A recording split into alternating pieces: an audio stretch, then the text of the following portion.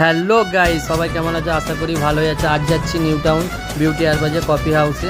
যেতে যেতে আমার বন্ধুও যাচ্ছে আমার সাথে। আমার বন্ধু বললো সব খুব খিদে লেগেছে, বাইপাস ধাবায় ওখান থেকে একটু খাওয়া দাওয়া করে তারপরে আমি পৌঁছে গেলাম নিউ টাউনে বিশ্ববাংলা গেটে।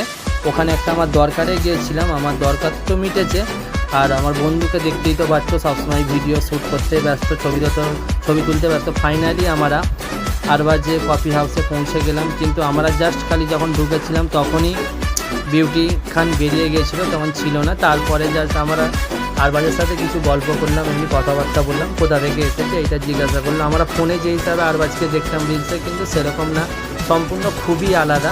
আজকে সামনাসামনি কথা বলতে খুবই ভালো লাগে। তারপর আরবাজ চলে গেল। তারপরে আমাকে খিদে পেয়েছে, তোমরা তো জানো গাইস আমাকে একটু খেতে ভালোবাসি খুবই। খাওয়া দাওয়া করার পর আমার বন্ধু আবার সেই ভিডিও শ্যুট করতে ব্যস্ত আছে, আমি আমার বউয়ের সাথে একটু কথা বলতে ব্যস্ত আছি।